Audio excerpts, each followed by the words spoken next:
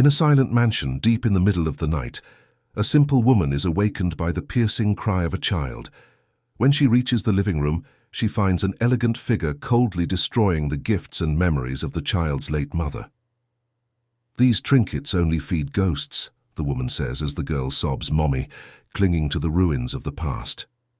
But the promise made to the child's mother echoes in the caretaker's chest. She will protect that girl, even if it costs her everything.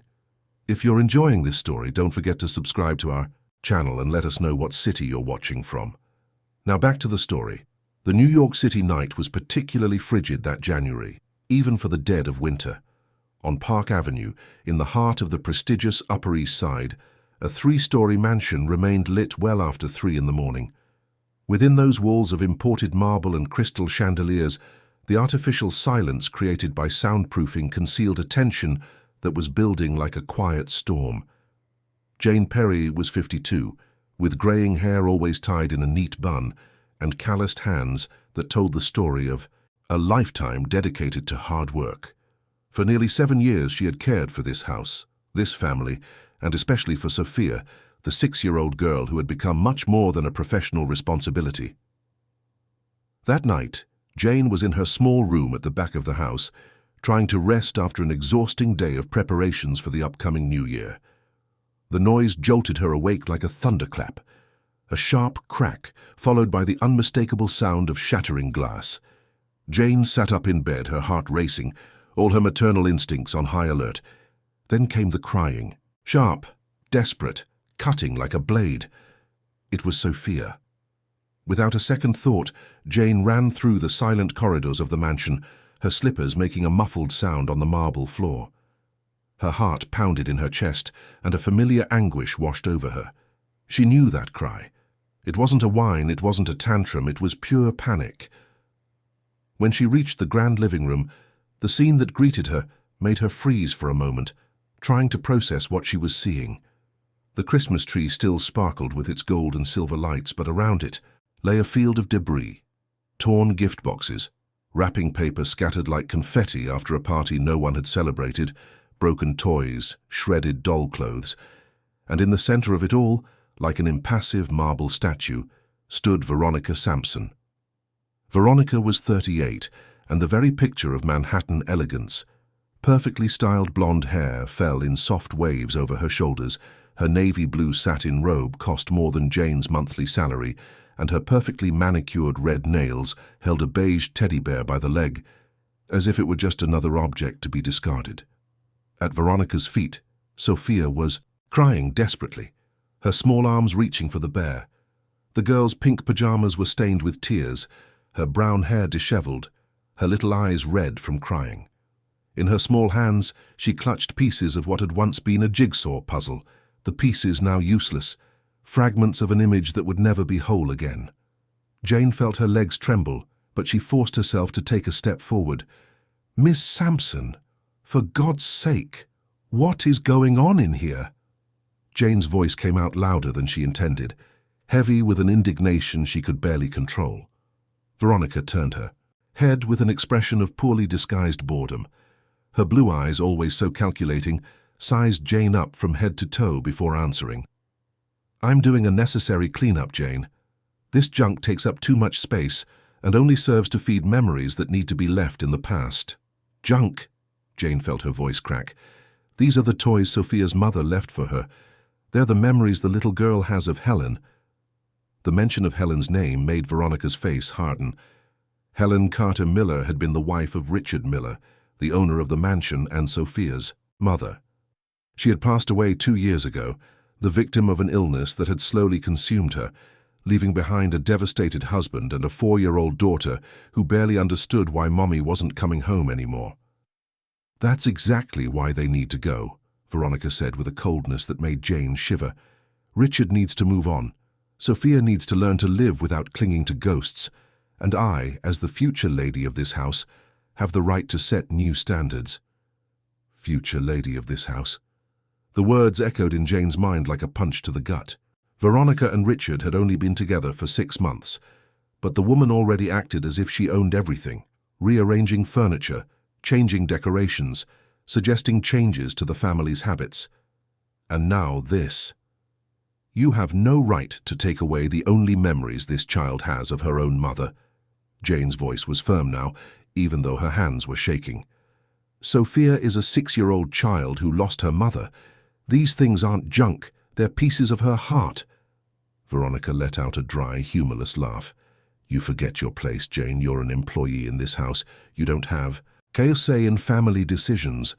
She tossed the teddy bear onto the floor, near a pile of torn children's books.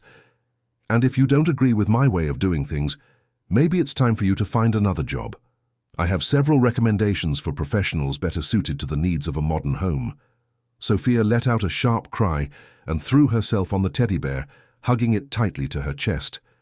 Her sobs echoed through the immense room, a sound so heartbreaking that Jane felt tears burn her own eyes.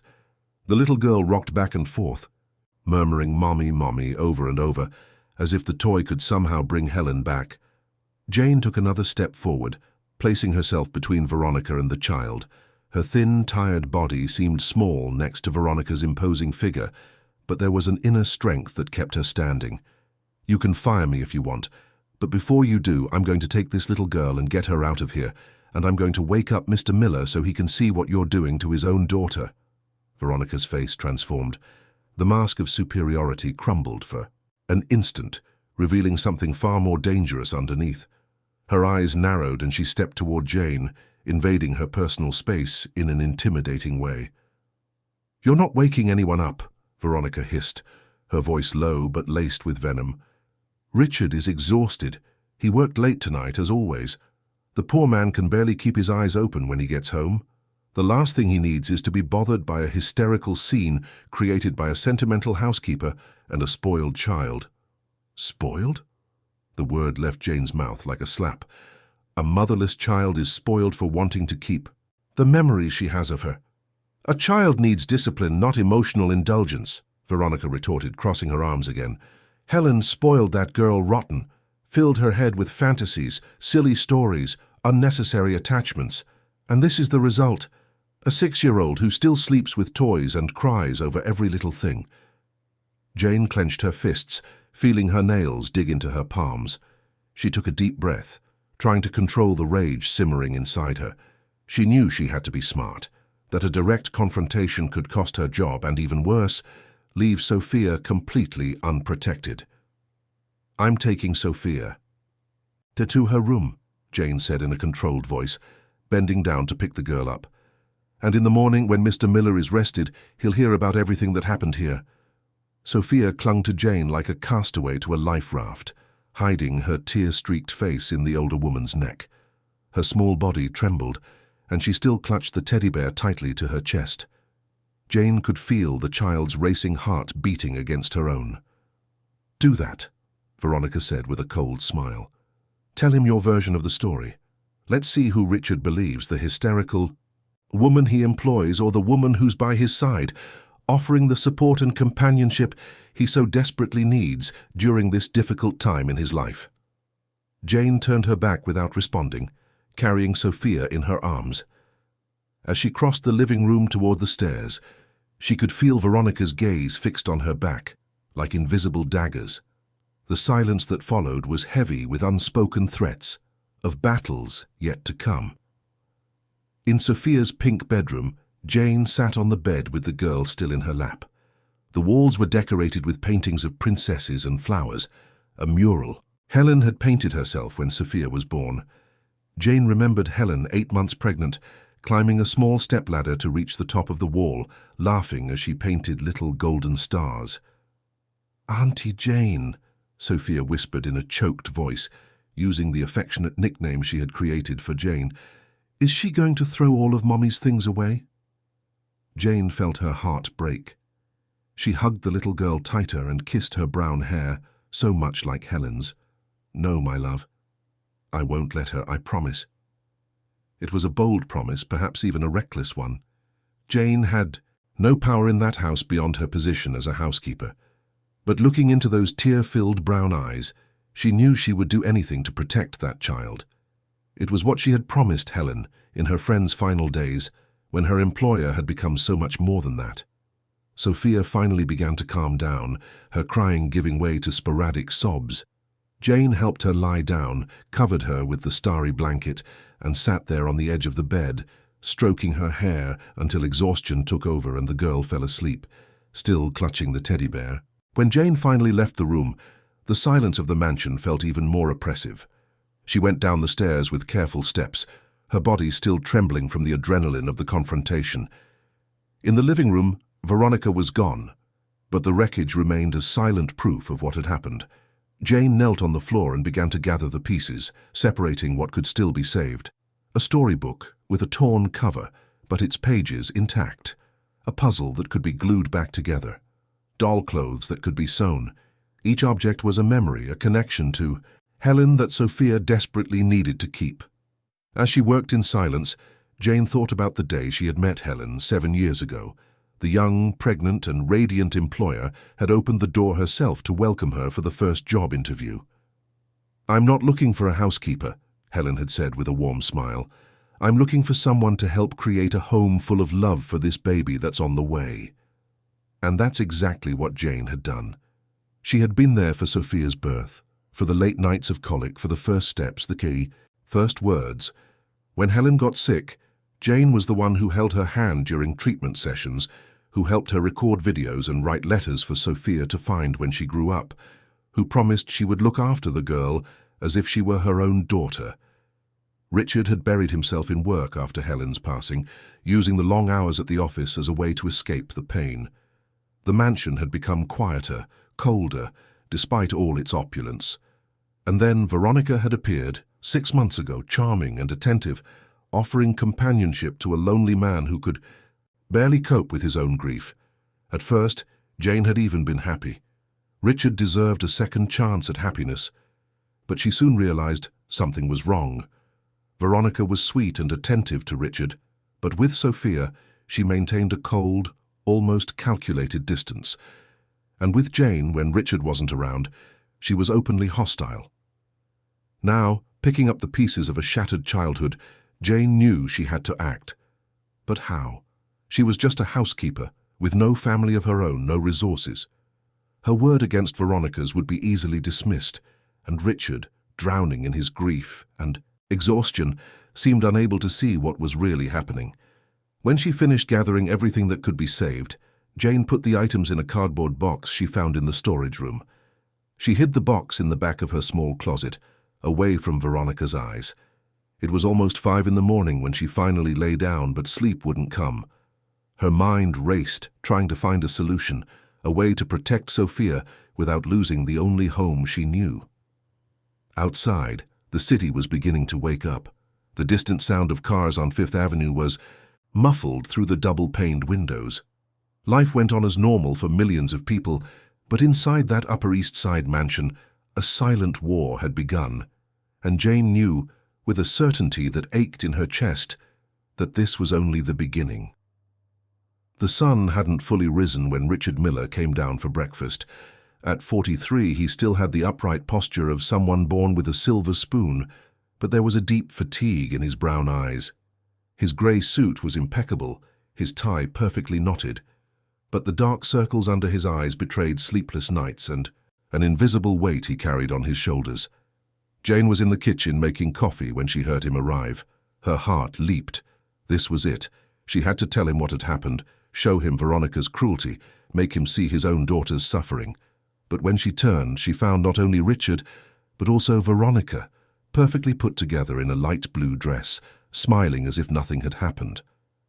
"Good morning, Jane," Richard greeted her with a distracted nod, already scrolling through his phone, checking work emails.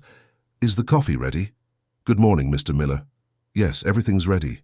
Jane looked at Veronica, who returned her gaze with a cold, triumphant smile.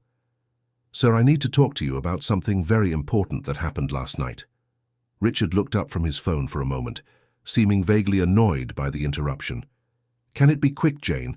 I have a meeting at 8 and the traffic to Wall Street has been impossible lately." "It's about Sophia, sir. About Mrs. Helen's toys." The mention of his late wife's name made Richard close his eyes for a second, as if in physical pain.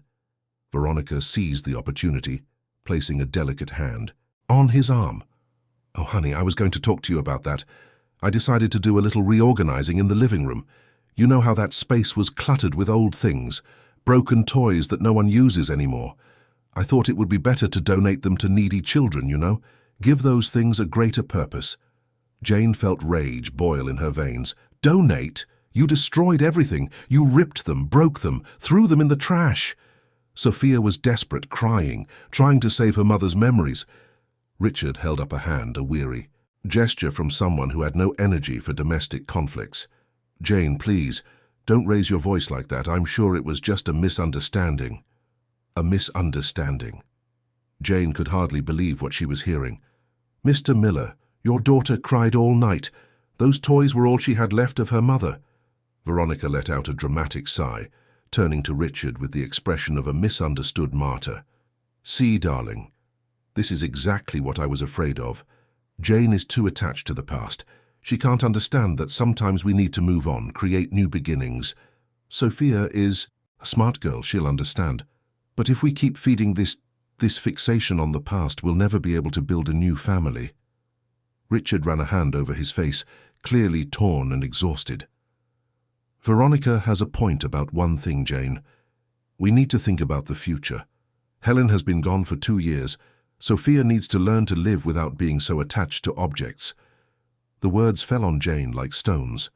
She looked at the man she had known for 7 years, the father Helen had loved, and saw a stranger, a man so consumed by his own grief and the guilt of moving on that he could no longer see his own daughter.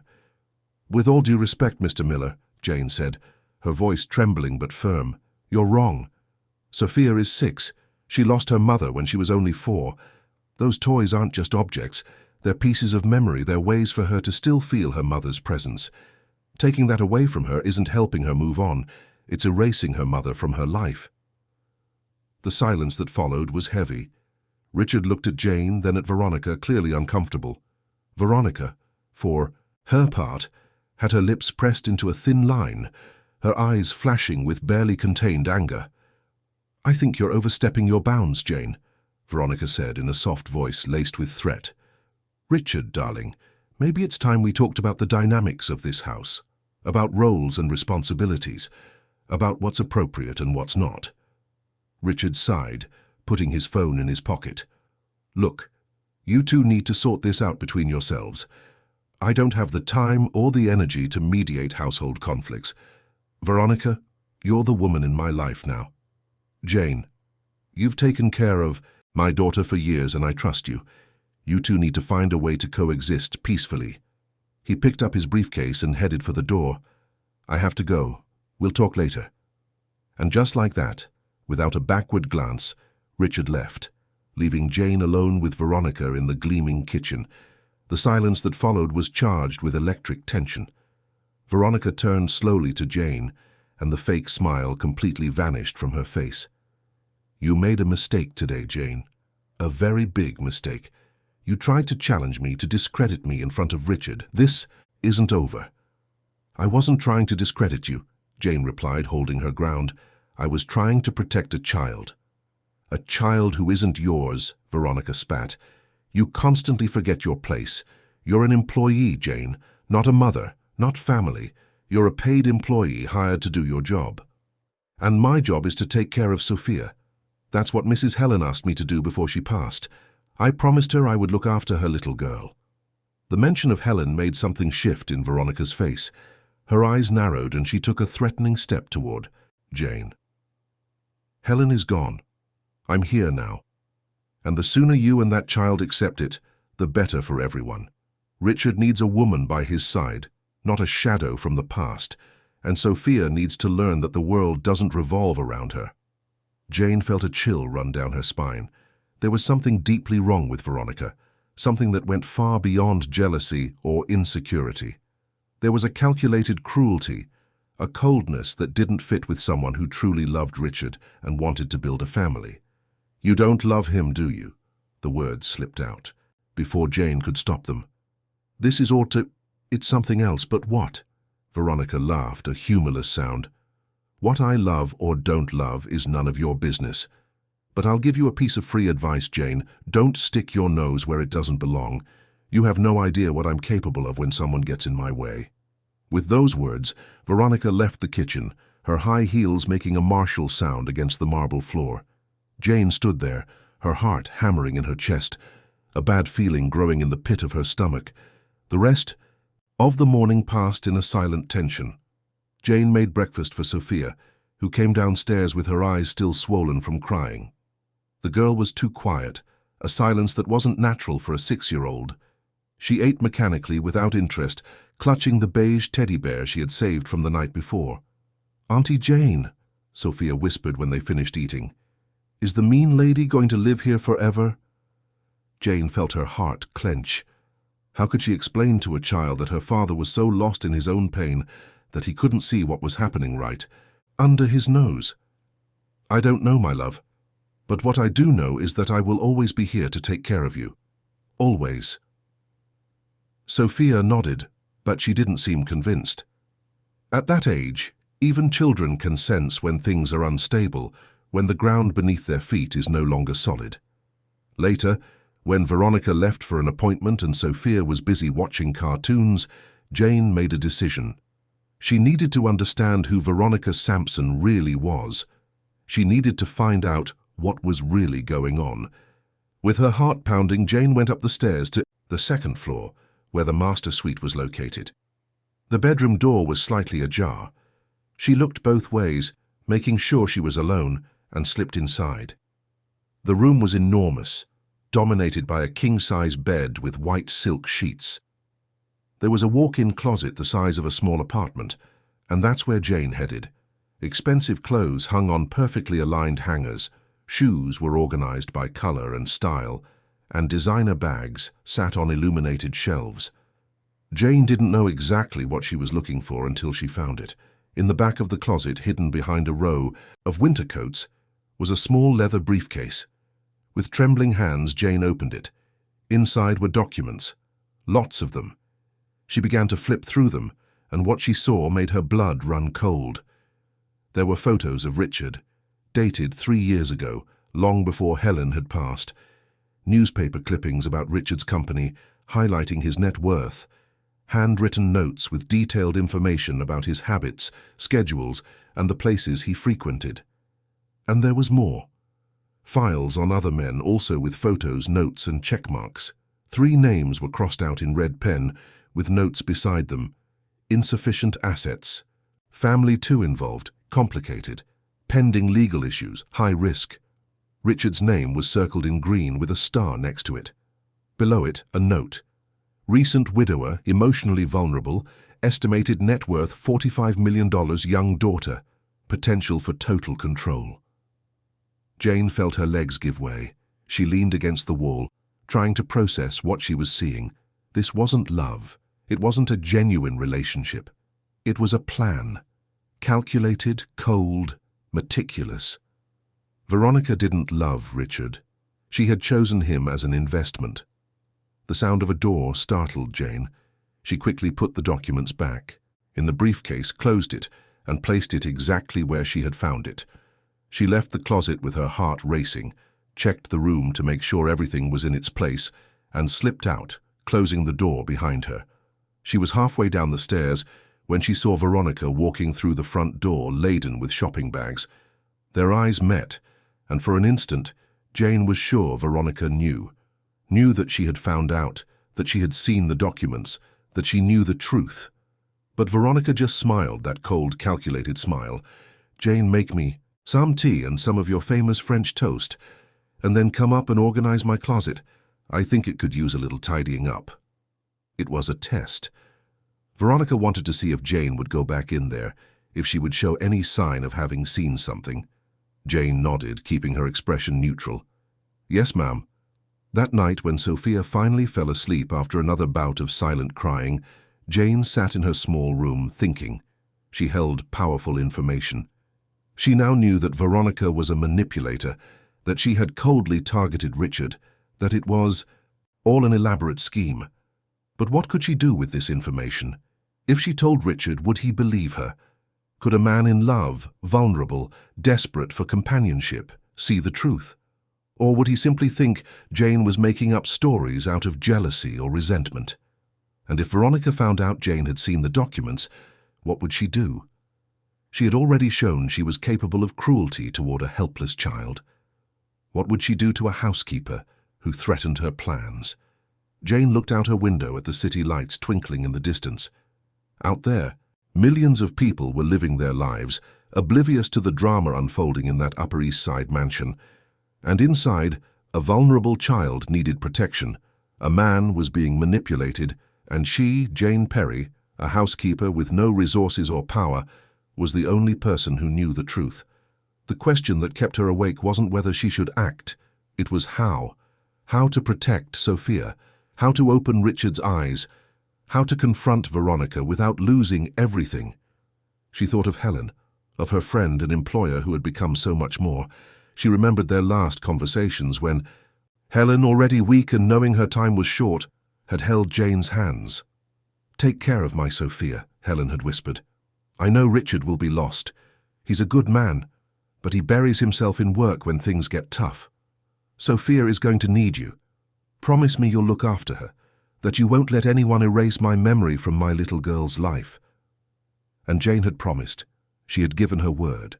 And Jane Perry, the daughter of hard-working folks from the rural South who had taught her that a person's word is worth more than any contract, would not break that promise, no matter the cost. The following days were marked by a silent war. Veronica gradually increased her presence in the house, rearranging rooms, replacing objects, imposing new rules. Richard, immersed in an important project at work, barely noticed the changes. When he came home late at night, exhausted, he found Veronica always ready with dinner, a shoulder massage, and words of encouragement. She knew exactly how to keep him satisfied and distant at the same time. Sophia, meanwhile, grew quieter and quieter.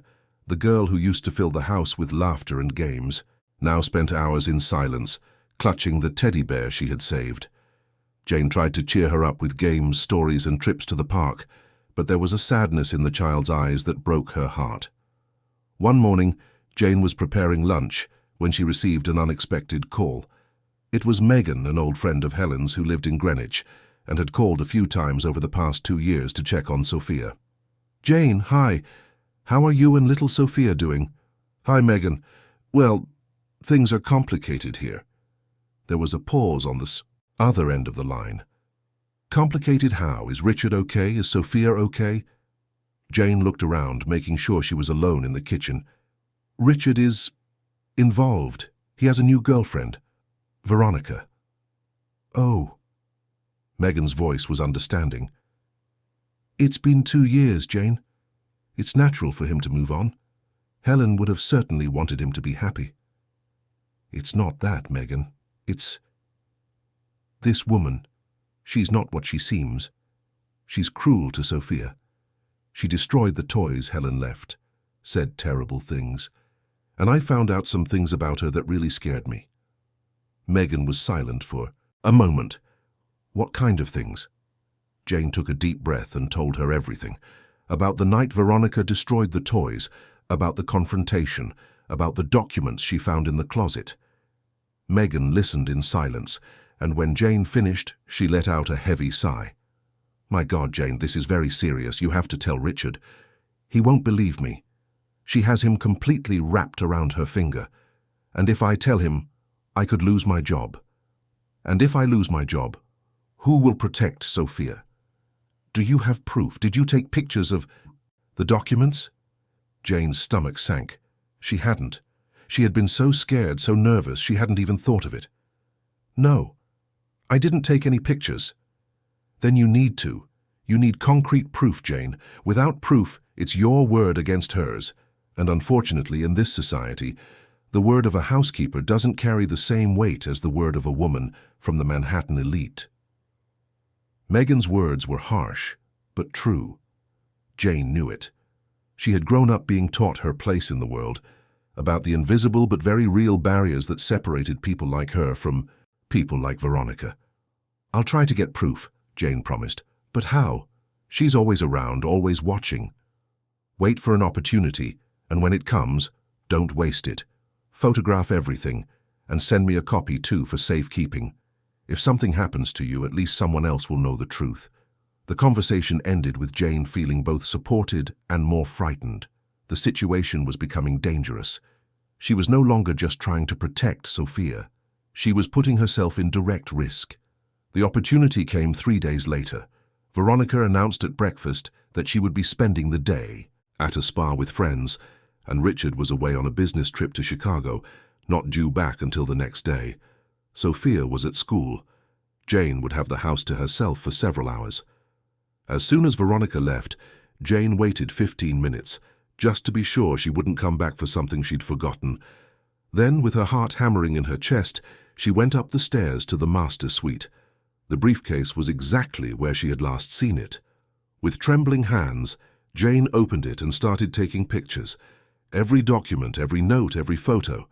She used her old phone, making sure the flash was off so as not to leave any obvious reflections. There were more documents than she remembered. Detailed spreadsheets with Richard's financial information, including investments, properties, and bank accounts. How had Veronica gotten access to this information? There were notes on Richard's routine, his habits, his emotional vulnerabilities. Everything was meticulously catalogued as if it were a work project. And then Jane found something that made her blood run cold. A document from a lawyer specializing in family law with a detailed consultation on marriage to a widower with a minor child and strategies for establishing a maternal bond and a potential process for shared custody or guardianship. Veronica wasn't just interested in Richard's money, she was planning, eventually, to have legal control over Sophia. Jane photographed everything with trembling fingers. When she was done, she carefully put the briefcase back in its place, checked that everything was exactly as she had found it, and left the room. She went downstairs, straight to her room, and sent all the photos to Megan, and also saved a copy in an email account she created just for this purpose. She was saving the last photo when she heard a noise, the front door opening, footsteps in the hall. Veronica was back. Jane quickly locked her phone and stepped out of her room, meeting Veronica in the hallway. The woman had a strange expression on her face, her eyes slightly narrowed. "I forgot my wallet," Veronica said, but her eyes were scanning Jane with suspicion. "Are you okay? You look nervous." "I'm fine, ma'am. Just surprised to see you back." Veronica took a step toward Jane. "Where were you just now?" "I rang the doorbell, but no one answered." "I was in the backyard, ma'am, hanging up laundry." It was a lie, but Jane prayed it was convincing. Veronica studied her for a few more seconds, then nodded slowly. "I see.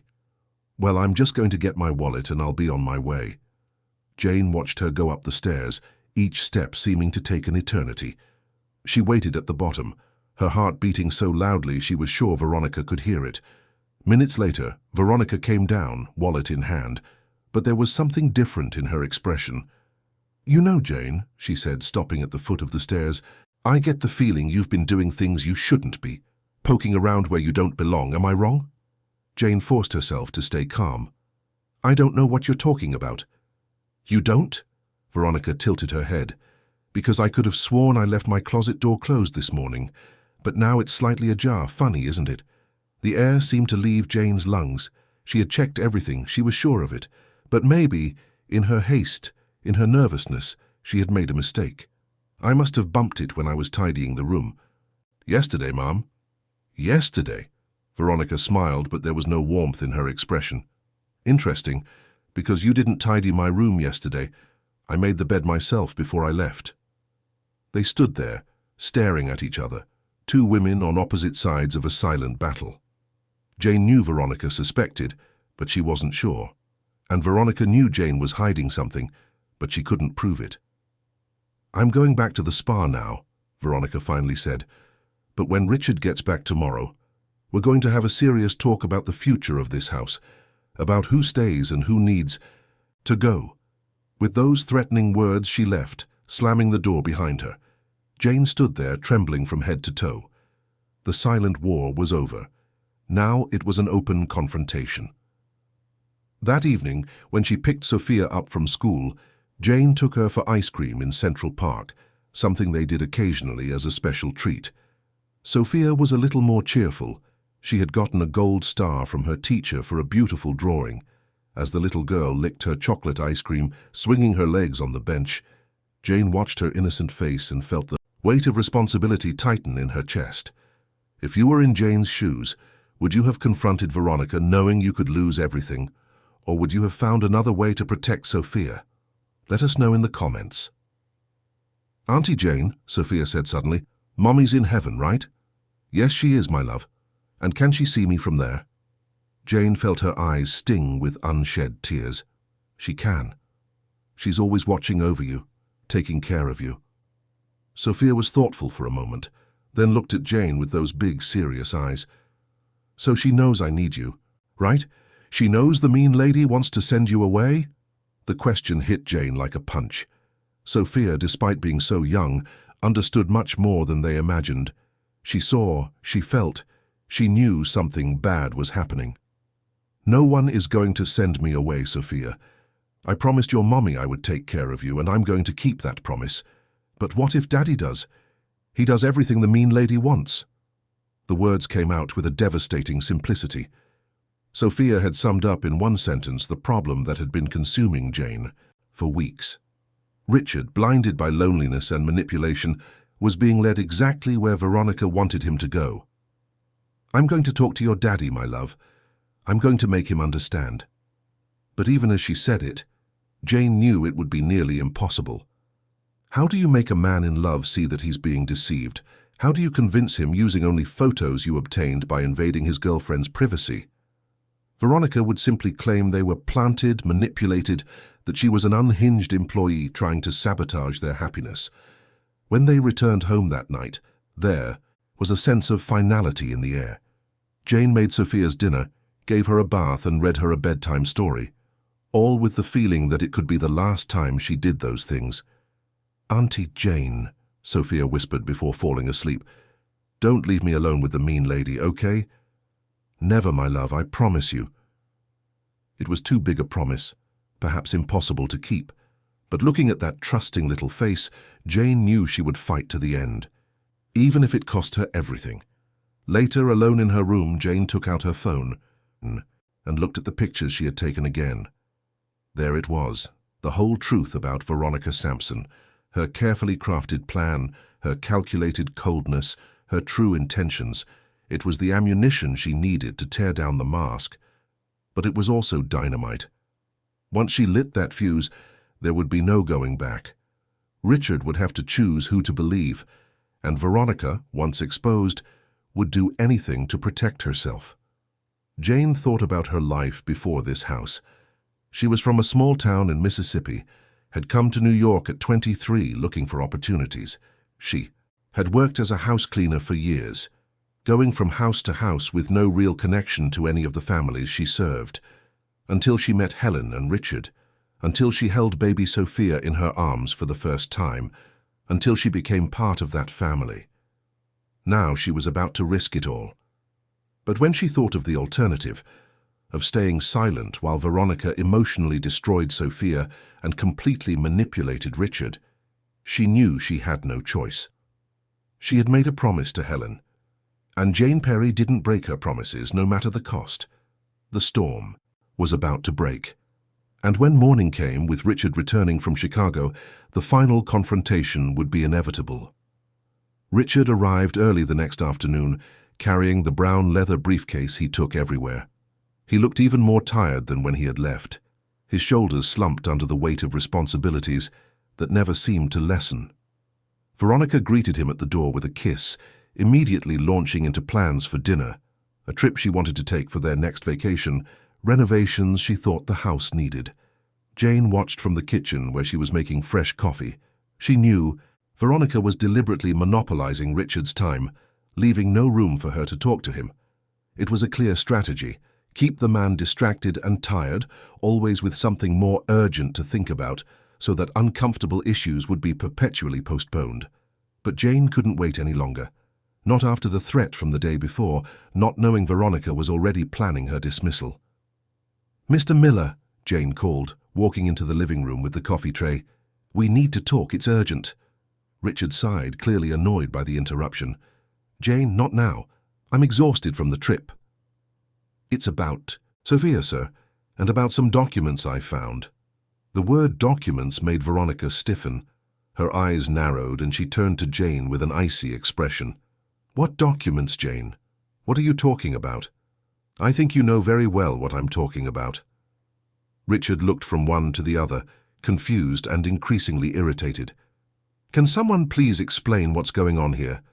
Jane, are you accusing Veronica of something? Jane took a deep breath.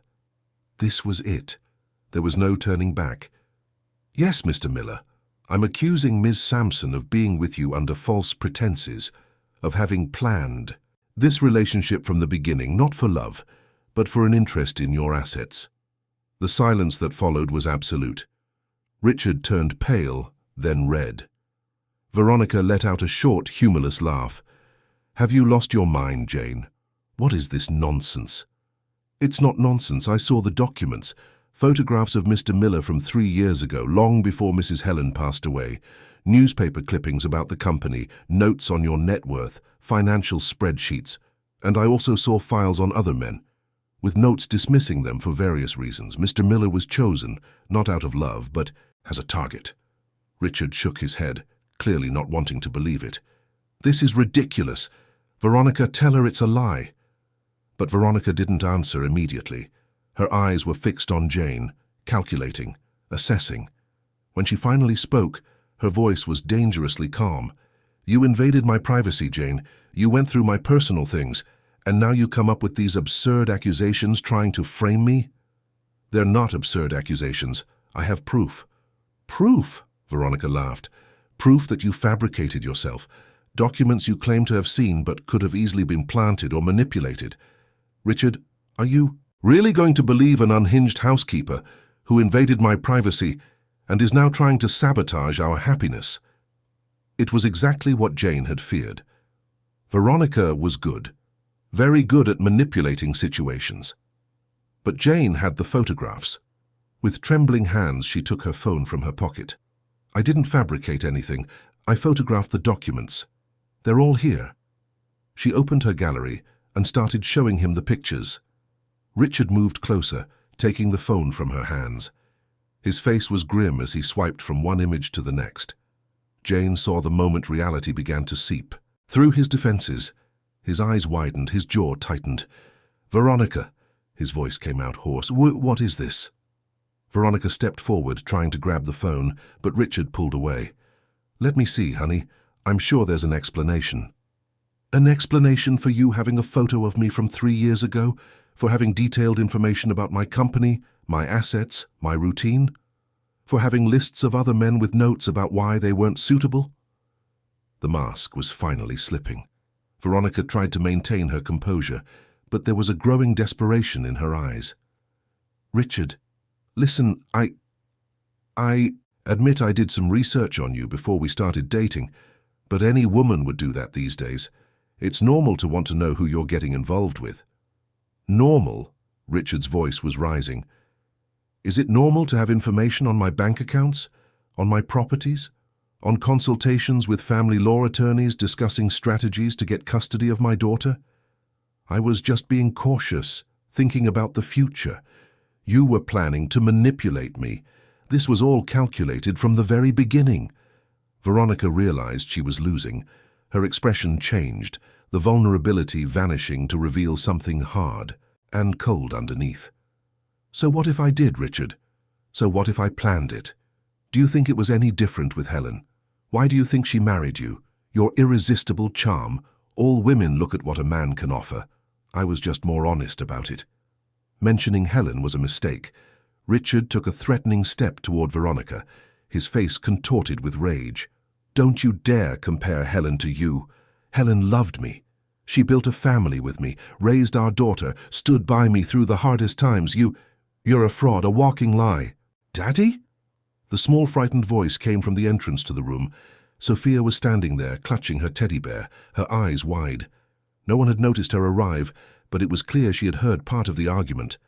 Richard seemed to snap out of a trance. He knelt, opening his arms. Come here, my love. Sophia ran into her father's arms, and Richard hugged her tightly, as if only now realizing how absent he had been. Over his daughter's head, He looked at Veronica with an expression of disgust. "I want you out of my house now. Richard, don't be impulsive. Think about what we're throwing away." "We?" He laughed, a bitter sound. "There is no we. There never was. It was just you, using me, manipulating me, and I was stupid enough to let you. But it's over. Get your things and leave." Veronica looked at Richard, then at Jane. Her eyes were filled with hatred. "You," she spat, pointing at Jane. "You ruined everything. It was all working perfectly until you stuck your nose where it didn't belong." "I was protecting a child," Jane answered calmly. "Something you would never understand." "Protecting?" Veronica let out a hysterical laugh. "You're nothing but a pathetic housekeeper who thinks she's part of the family. But you're not. You never were and you never will be." "Enough!" Richard's voice thundered through the room. "Get out of my house before I have security remove you." Veronica realized she had lost completely. Without another word, she went upstairs, her heels making a furious sound against the marble. 15 minutes later, she came down carrying 2 suitcases and a handbag. She shot one last hateful glare at Jane, then left, slamming the door hard behind her. The silence that followed was heavy, but somehow lighter, as if a toxic weight had been lifted. Richard was still kneeling, hugging Sophia, and now tears were streaming down his face. "I'm sorry, sweetie. I'm so sorry for being so blind, so absent. I was so lost after your mother passed that I let someone bad into our lives." Sophia stroked her father's face with her little hands. "It's okay, Daddy. Auntie Jane took care of me. She always takes care of me." Richard looked up at Jane, who had remained quiet by the door. There was gratitude in his eyes, but also shame. "Jane, I don't even know how to begin to thank you. You saw what I couldn't see. You protected my daughter when I failed to, and I still treated you poorly. I didn't believe you when I should have." Jane felt tears burn her eyes. "You were grieving, Mr. Miller. People make bad choices when they're in pain. That's no excuse. You deserve so much more than what you've received here." He stood up, still holding Sophia. "Starting today, things are going to change. I'm going to be more present. I'm going to really see my daughter, be here for her, and you, Jane, you're no longer just an employee in this house. You're family. You always were. I was just too stupid to recognize it." The weeks that followed were a slow but steady reconstruction. Richard kept his word, reducing his workload, coming home earlier, and finally spending quality time with Sophia. He formally apologized to his daughter for his absence, and together they began to rebuild the memories of Helen that Veronica had tried to destroy. The toys Jane had saved were restored. New picture frames with photos of Helen went back on the walls. Richard started telling Sophia stories about her mother, keeping the memory of the woman they both loved so much alive. Sophia slowly began to smile again. The nightmares lessened. She still slept with the teddy bear, but now she had other safe memories surrounding her, and she knew her father was present, that he finally saw her. One Saturday, 3 months after the incident, Richard asked Jane to talk in the living room. Sophia was playing in the garden, and they could see her through the window, finally looking like a happy child again. "Jane, I want to make something official. You're no longer going to work as a housekeeper here. You'll continue to care for Sophia, but as a kind of guardian and companion, with a fair salary that reflects the true value of what you do. And I'm putting it in my will that, should anything happen to me, you will have guardianship of Sophia, not some distant relatives who barely know her." Jane felt tears stream down her face. "Mr. Miller, I don't know what to say." "Say you accept. Say you'll continue to be the wonderful person you've always been, protecting my little girl, keeping Helen's memory alive. Always, Mr. Miller, always." That night, after Sophia was asleep, Jane stood on the balcony looking at the city lights. She thought about everything that had happened, the risks she had taken, the choices she had made. She thought of Helen and the promise she had kept. Life in the Upper East Side mansion would never be perfect. There were still hard days, moments of sadness, memories that hurt. But there was also love, presence, and the certainty that in that house, finally, the right people were taking care of each other. Sophia had her father back, Richard had learned to see what truly mattered. And Jane had confirmed what she had always known, that family isn't defined by blood or contract, but by choice, loyalty, and love. Months passed. The household routine settled into a new rhythm, healthier and more honest. Richard started dating again, but this time with his feet on the ground, introducing people to Sophia slowly, respecting his daughter's feelings. Sophia grew, still carrying her mother's memories in her heart, but now with room to build new, happy memories as well. She made sure Jane was there for every important occasion, from school plays to birthday parties, and Jane, who had arrived in New York so many years ago just looking for work, had found something much greater: a purpose, a family, and the certainty that she had made a difference in the life of a child who desperately needed protection. The story of Veronica became a reminder, a lesson learned about the importance of being present, of seeing beyond appearances, of protecting those we love.